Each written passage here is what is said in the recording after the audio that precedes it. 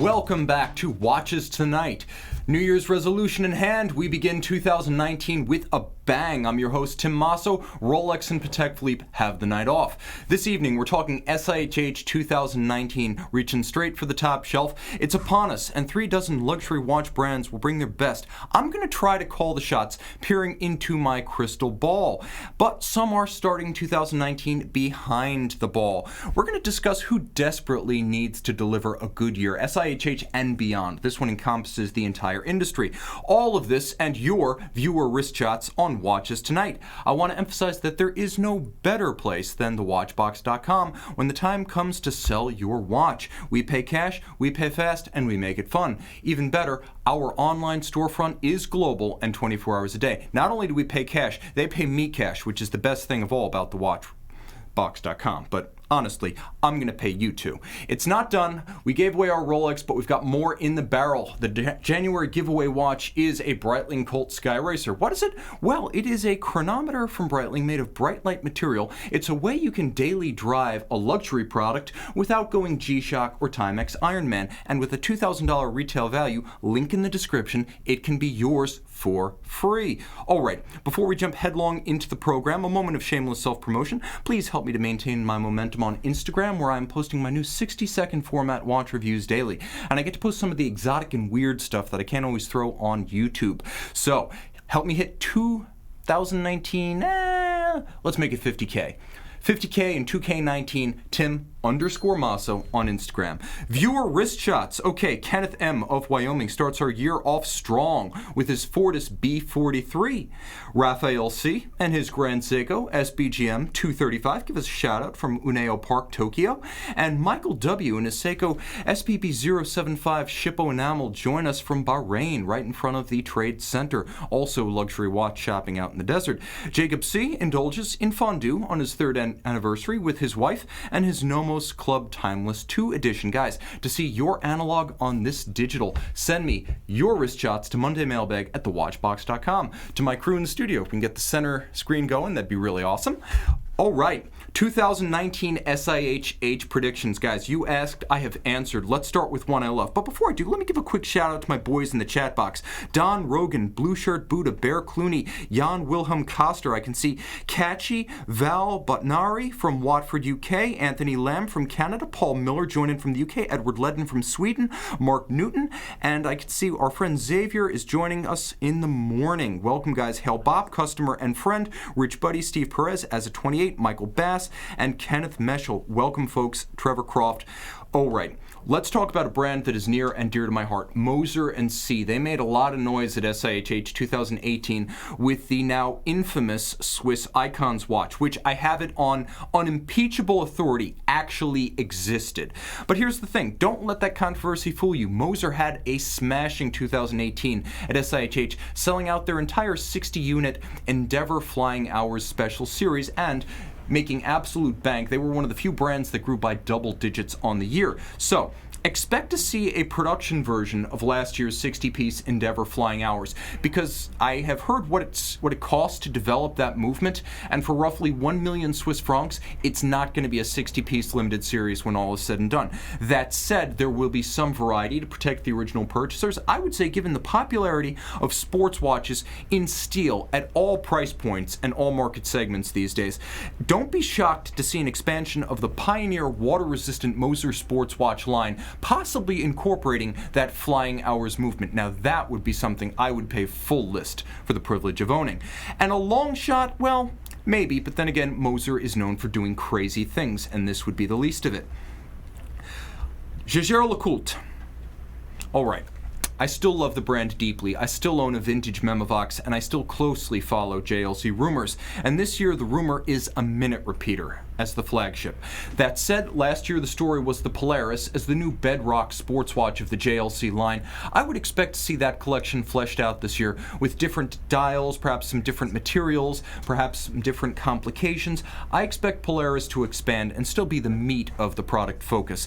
I also think that we're going to see a new wave of attention to the Memovox, which has always been one of the signatures of JLC, the Memovox wrist alarm, but it's never really had a signature style. Oh sure, center center disc setting and 2 crowns, but is there really an iconic shape? I think you're going to see the Memovox family evolve this year. What would a reach be for JLC? Well, pie in the sky, let's say a new dual met variant, something completely new. In fact, let's say it's a chiming watch. Let's say the new minute repeater is a dual met. The original twin mainspring barrel, twin drivetrain Lecoultre pocket watch from the 1880s that inspired the modern dual met is a chiming watch. One of its powertrains was dedicated to chiming. So you could see both the minute repeater and a new dual met as one and the same. I would also say it's possible that we might see a new Extreme Lab. This would be the Extreme Lab 3. 2007 we saw the Extreme Lab 1, 2010 we saw the Extreme Lab 2, and in 2014 we actually got to buy it. But I wouldn't be shocked if JLC dovetails the new Extreme Lab with the Polaris collection. It could be both the Extreme Lab 3 and part of the Polaris collection, which would be on brand and at the same time help to advance the state of the art. My wish? Well, pie in the sky, I would say let's combine the obvious, because the Memovox has no signature style. It's a Memovox. It's a mechanism. It's a function, not a look. Let's take the Reverso, the immortal icon of JLC, and use that second dial for a precise setting Memovox that offers something JLC hasn't given us. Let's have a 24-hour setting so it knows the difference between midnight and noon. Let's have an on-off feature with an on-off subdial. Let's have the ability to set to the minute, not just the hour or the 5-minute interval. And finally, let's go big. Let's go like the Glasuta Original Senator Diary. Let me set a date and a time on the calendar 31 days in advance. That's what I would love to see, and a Reverso lends itself to it. I can dream. All right, I can see True Lie joining us. Wrist check, Rolex 16622 right there. We've got a Yachtmaster fan in the box. Mike W. joining. Tim finally caught a live session from the start. Thank you so much. I can see Jerome C. joining, saying, I know what AP watch would you buy between the platinum and rose gold. Between platinum and rose gold, I am a white metals guy. I like precious metals and base metals in white silvery tones. Naresh Pape greeting me from Toronto. I'm a big fan of Toronto, Naresh. Glad to have my Canadian contingent with me. All right, Piaget. They're a Richemont brand, and believe it or not, they exist. Mostly known these days for sponsoring that guy who plays Deadpool, and yes, a Deadpool chia pet is a thing. I'd rock that. Nice hairdo. But here's the thing. They also make watches, and we don't talk about them often enough, even when they're great. One of the few SIHH brands that has a genuine major milestone and anniversary coming up in 2019. It will mark the homage, in my opinion, we're going to see an homage to the original Yves Piaget 1979 Polo, which is one of the very few 70s style integrated case and bracelet watches that didn't rip off Gerald Genta wholesale. We know that Gerard Perregaux and Rolex and Vacheron all ripped off the Genta style. The Polo was actually its own thing, while being very redolent of that late 70s sensibility. So what I think we're going to see is a tribute to that Polo that's going to be a bit more faithful to the original design and bracelet integration than the hugely controversial 2016 Polo S that, depending on your perspective, was either the Nautilike or the Nauquinaut. But let's just say the family resemblance, the non-family resemblance, was uncomfortable. I think we're going to see a better and truer Polo this year. And it had better be spectacular, because no brand needs a jolt of energy more than Piaget right now. And yes, a Bob Ross energy drink is also a thing. It exists, just like the Deadpool chia pet. Thought we had a clip of that, but maybe not. The Bob Ross positive energy drink. Open up a separate window, keep me streaming, and Google it. Now, IWC, regular production. We're going to see a new Portuguese chronograph. We got a window into the world of tomorrow with last year's anniversary or 150th anniversary Jubilee Portuguese chrono. That was the reference 3716, and it used a new 69,000 series in-house chronograph caliber with the display case back. Minus the limited edition, minus the lacquered dials, I think we're going to see a production version of that watch, and it's going to be the new Portuguese chrono. Keep in mind that the current Portuguese chrono is both the longest running IWC model, introduced in 1998, and the all-time best-selling IWC model line. So it's definitely earned its keep, but the time has come for a refresh, and this will be the year. I would also say that a new Portofino collection is due. Yes, that's right, IWC's other dress watch alongside the Portuguese. The Portofino gets lost in the shuffle, and here's the thing. It's a line that's hurting for purpose, identity, product, and marketing. The last time we saw a year of the Portofino was 2011, which means it's time. I would also say that Alternatively, IWC might have learned from its 2017 debacle with the year of the Da Vinci. That is to say, IWC might have learned that its weaker model lines don't fit its product release scheme of giving an entire model year and an entire SIHH to a single model line refresh, which is to say, we might see mid-year updates of the Portofino. I definitely think it's happening this year, but SIHH might be all about the IWC Aqua Timer. The collection dominates proceedings, and frankly, I think it's going to be the story of SIHH because we last saw it refreshed in 2014. Since then, we've seen the Portuguese and the Pilot. The Aqua Timer is core. It needs new additions. And I would also say that the current watch is too bulky. It looks like a refugee from the 2000s, struggles to make its case against more advanced technology from Omega's dive watches, more iconic style from Rolex's dive watches, and frankly, better value in dive watches from Breitling and even Tag Heuer. So, you heard it here. I think 2019 at IWC will be about the Aqua Timer. Cartier. I predict that we'll continue to see a move to more mainstream models and lower prices as the excesses of the quasi-aborted Cartier fine watchmaking high horology experiment fade into memory. I would also say you can expect more Santos variants. Cartier has a hit with the 2018 model and knows it. We've already seen a pre-SIHH blue dial version of the Santos XL in steel. I would expect to see something like a Santos chronograph based on the same quick switch smart link architecture. And I think we might also see a dual time. It's not beyond the pale, it's certainly possible, and it would be core collection stainless steel or steel gold if we see it. I would also say that while the 2018 Santos was a big success, the 2017 centennial of the tank, the iconic Cartier watch, was a little bit of a non-event. You can almost forget it. You'll struggle to remember any single launch from that year and what it looked like. I think Cartier needs a little bit of a reboot of the tank relaunch, and we'll see more interesting stuff to enliven its most important model line for 2019. Finally, I would say there is the possibility of Cartier dropping a line or two. Cartier might drop, in my opinion, the Ronde, the Clay, and the Drive to Cartier lines. Frankly, they're all weak, and none of these can be considered either iconic or essential to Cartier's watchmaking. So, grade me after the fact, but that's my guess, and I think that's a good one. Vacheron. Okay, a brand that's near and dear to my heart, right up there with JLC and Zenith. It's been 4 years since the Patrimony traditional dress watches. There we go, we got that screen back on. These guys are aces. Real-time correction of tech problems. So it's been 4 years since we saw Patrimony Traditional broken up into Patrimony and Traditional. Since then, we've seen the addition of the Harmony. We've seen the addition of the 56. And frankly, Vacheron, now with 10 model lines, just has way too many of them. I would say all individual model lines among those 10 have also expanded, which means we have too many lines and too many SKUs in the catalog. My bold prediction is that we see VC re-emphasize dress watches, and we see the paring down of the number of models and model lines. I predict that on the chopping block will be one of the Key de Lille, the Malt, or the Harmony collection. 56 is too new, and it serves a purpose as an all-arounder with many steel options. Patrimony Traditionnel, I can see those two lines being Siamesed back into one as a traditional, ultra-thin, elegant men's dress watch. And then I think we'll see the Overseas as the sports watch, the Creative Hours collection, and the Métier d'Art rounding out the high craft arts and complications. But I really think Vacheron with 5 or 6 lines is stronger than a Vacheron with 10 lines, and we're going to see the beginning of that this year.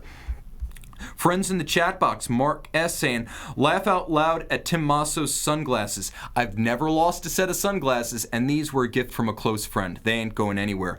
I can see Joe C. is joining us. I can see John is asking what brands have been covered. Fortunately, this will post as a recorded program afterwards.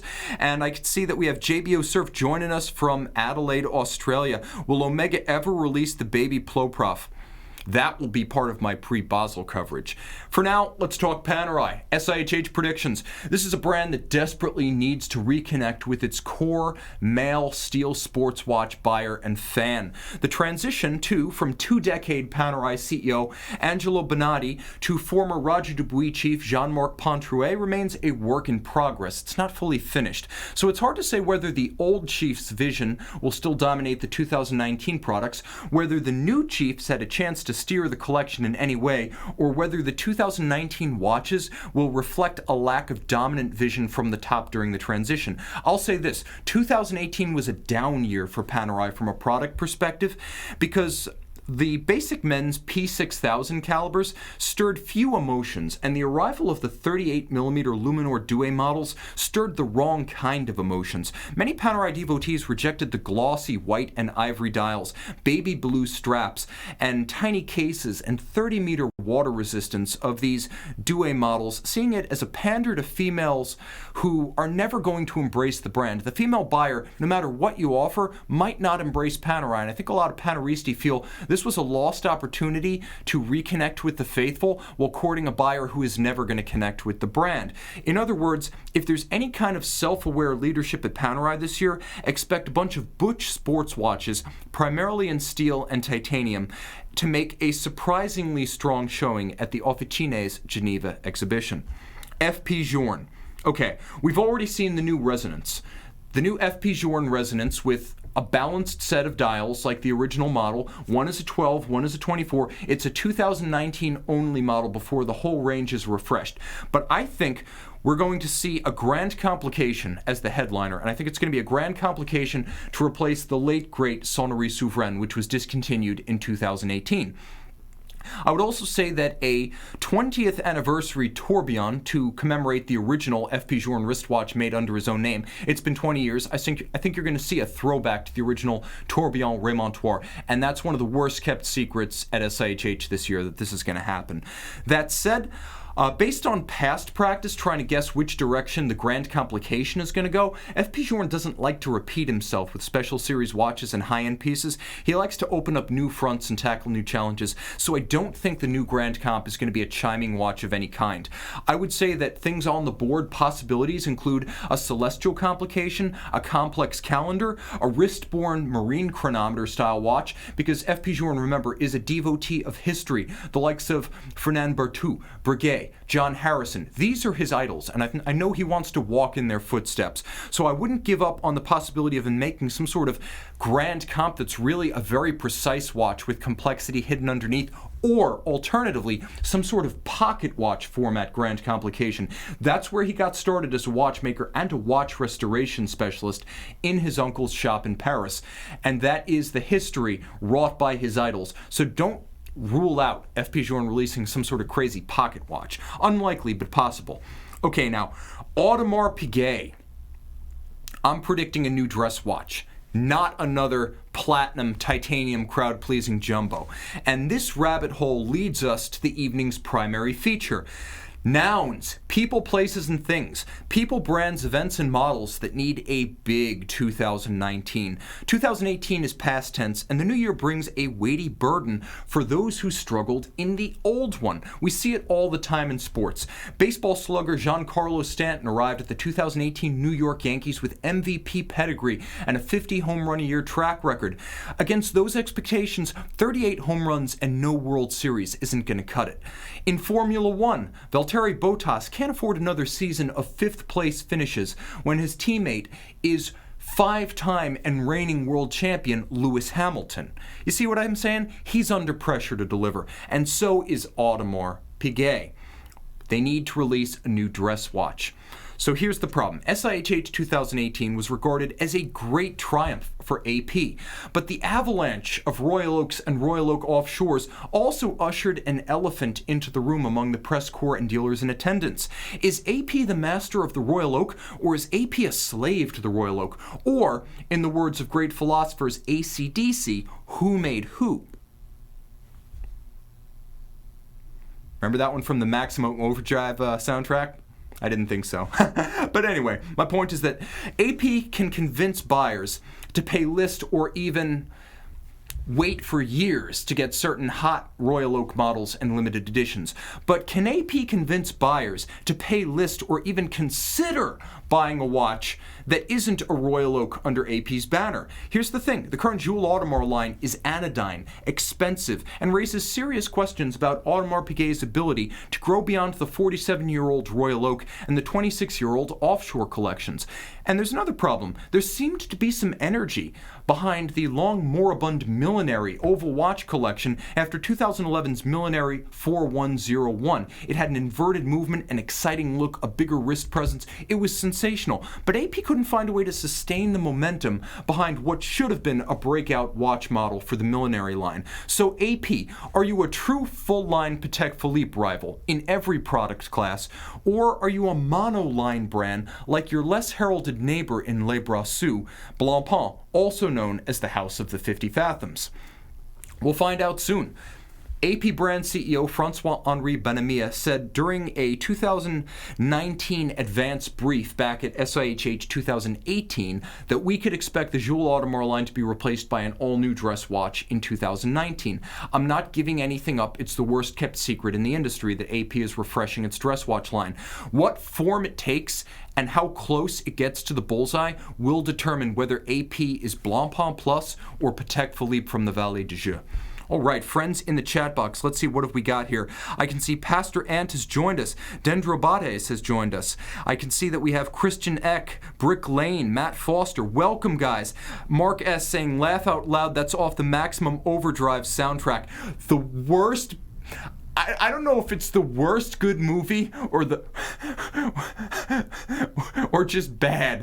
It's like Plan 9 from outer space for a new generation. If you can imagine an actual budget, writing talent, and actors being devoted to the worst possible movie with a full AC/DC soundtrack, and I mean every single second, that's Maximum Overdrive. You gotta watch it. Watch it with a little, it'll be better that way. Okay, Baselworld. Pop quiz. When was the last time you heard any good news about Baselworld? Over the last 4 years, the one-time center of the watch world has lost over 700 exhibitors, over 1/3 of its yearly attendance, 2 of its exhibition days, and its one-time relevance as the largest single source of watch retailer model year orders. It used to be that the retailers went to see the new watches at Baselworld because there was no way else to see them. And the brands made a huge pitch to deliver huge orders so they'd be in the black for the whole year based on their Basel sales. And frankly, in the era of internet press kits and year-round model launches, that's no longer necessary or even practical for the brands or the dealers. I would also say with year-round model releases, as we saw with the Breitling premiere, sometimes the best stuff comes in the fall. And then we've also seen the replacement of independent authorized dealers with factory boutiques. Factory boutiques don't go to Basel to see the new stuff to make orders. They take what they're given. And we've seen an increasing number of brands decide to hold independent launch events outside of SIHH and Basel, the 2 major trade shows. For instance, Bremont, which is not a huge brand with a huge amount of money, they now have their own special show in England where their dealers go to see the new models. Richard Mille and AP are going to be doing the same thing. They're going to be departing SIHH next year. But here's the deal. The Swatch Group dropped a bombshell last year, taking its marquee brands Omega, Longines, Tissot, Blancpain, Breguet, all of its 18 brands, and leaving the Basel show altogether after 2019. We've also seen the Movado Group take its brands out. Smaller brands like Bremont have left. Corum is leaving. It's the start of an exodus, and it's a body blow to the show and its relevance. So here's the problem. Basel is dying, and it's dying fast. If you can go this year, go. It's the last rodeo. It's the last waltz. I would also say Basel needs a radical rethink as a purely consumer-focused experience with lower exhibitor fees to keep the brands there and a concerted effort to lower hotel, transit, and dining costs for attendees, and a better public-facing floor experience because you can go as a member of the public now, but you're not going to get to see the watches. All of the showings, everything that comes out of the case and goes onto the table, that's for dealers and press only. Going as a member of the public is not like going to an auto show. At Basel, you get to see nothing. That needs to change. Really, this is what's necessary, not just for the show to endure as we've known it, but to survive in any form going forward. But given the organizational chops of the show's management in the past, this is a rare case where I feel very comfortable betting against the house. The GP Golden Bridge Jackpot Tourbillon. The 2000s were a wonderful time for complications. Good for GP, bad for Basel. Okay, a model family, the Omega Speedmaster. Nothing wrong with this one. The pulse is strong, but here's the thing. Omega, hear me. You get one shot at this. 2019 is the 50th anniversary of the Apollo 11 landing, the single most important episode in the history of Omega as a brand that does not include its founding in the first half of the 19th century.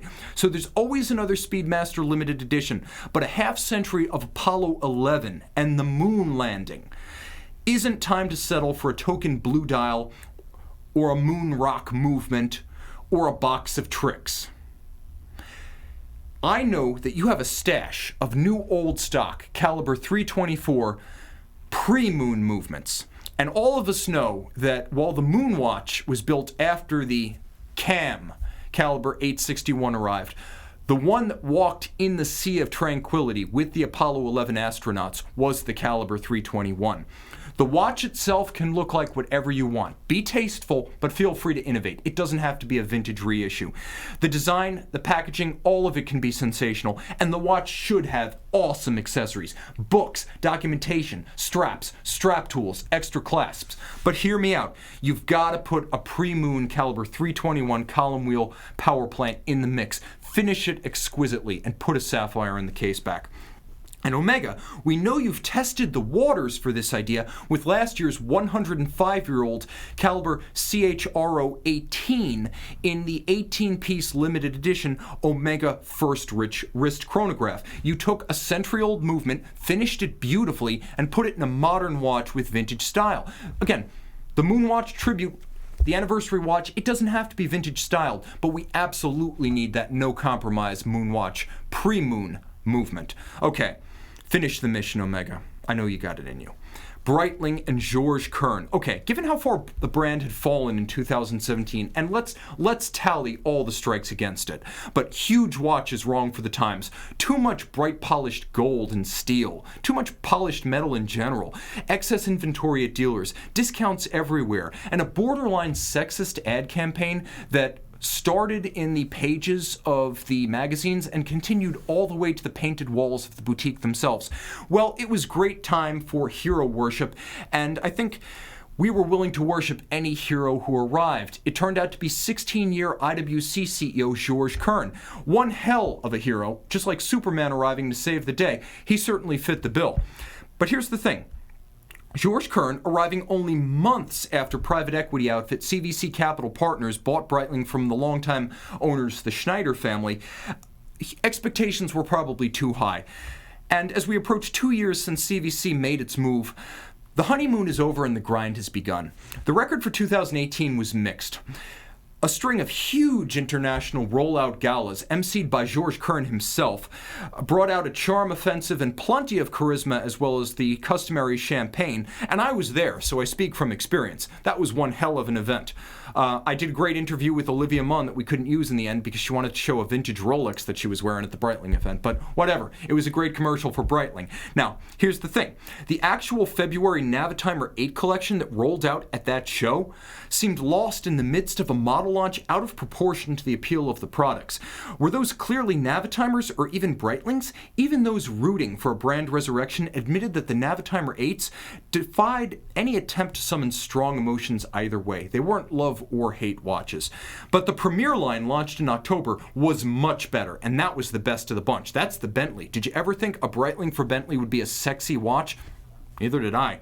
But here's the thing. Almost all observers felt that the result was much better than the Navitimer 8s, which brings us to the cusp of Basel 2019.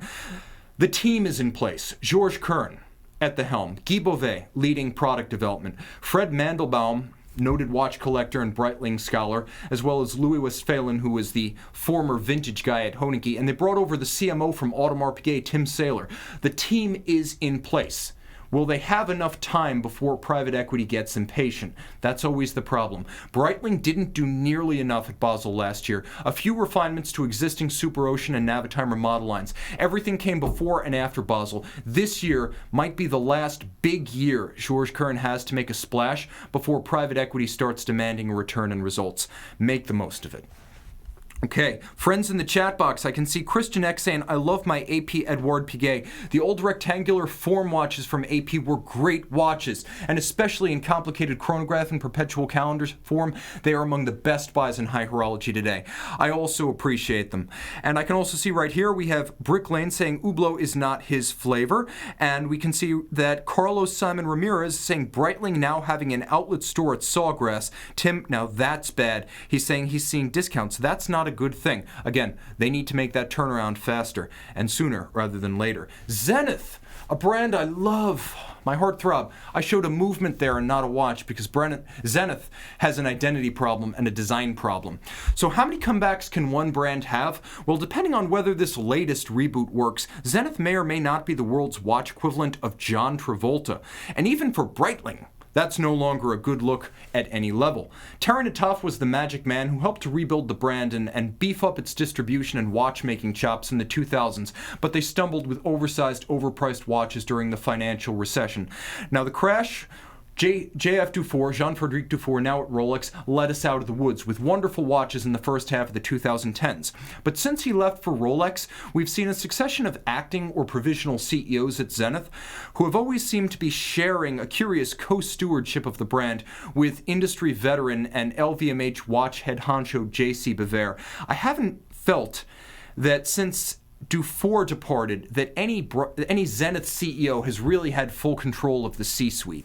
I always feel like Bever is pulling the strings behind the curtain, and he has a style that he's rolled out at Hublot and Tag that might not always be a good fit for Zenith. Following a ton of momentum behind the 2017 Zenith rollout of the Defy El Primero 21, 2018 saw Zenith lose a lot of headway, and the Defy Classic line received a warm reception while representing great value in its product class, but a handful of simple automatics can't carry an entire model year for a redoubtable manufacturer like Zenith. The remainder of the product offensive stalled as most of the products other than the Defy Classics seem to be variations on prior developments and prior model launches. And even the cool gimbaled Escapement 0G was just a development of a movement that's been around since the Terry Nataf years. Finally, B-list celebrity worship with American singer Swiss Beats is hard to reason in terms of capturing new customers or recapturing old customers at Zenith, so I'm not totally on board. Finally, I will say that Zenith offered quite a few watches, and some of the stuff floated enough ice to sink the Titanic all over again in that Swiss Beats subline. I think it's time to move back to the core horological aficionados who made Zenith what it was. Now, here's the thing. Zenith is one of the great manufacturers in the business, and the resilience of its fan base is a testament to how much potential the company retains at heart. This Defy El Primero remains a future must-have for me, so I'm rooting for the company. I would also say, Zenith, you realize your own potential nightmare vision by allowing me to use the Bamford watch customization tool to create this monstrosity if we could go full feature and full screen. But there's a lot of potential here. I just want to see it realized. Zenith needs a big 2019. Viewer wrist shots. Gareth Z opens our Watches and Wheels account for 2019 with his SL350 Mercedes and his AP Royal Oak 25594, the Owl with a Moon. And Abdul R regales us with his Fortis B42 Eastern Arabic numeral in a winter wonderland in the Black Forest of Germany. My fellow New Yorker Will T shares his sensational Tudor Black Bay Harrods exclusive, Great and Green, and George E and his Rolex GMT. Join us from my dearly missed former home of Miami at the Wynwood Walls. Send your wrist shots to mondaymailbag at thewatchbox.com. And guys, help me close the gap on Instagram. 50K for 2K19. Tim_Mosso I will be posting after this broadcast. And link in the description, enter to win our January giveaway watch, the Breitling Colt Sky Racer chronometer. You gotta be in it to win it. Make it yours. Make it happen. Guys, thank you so much. Time out, Tim out, and thank you for logging on.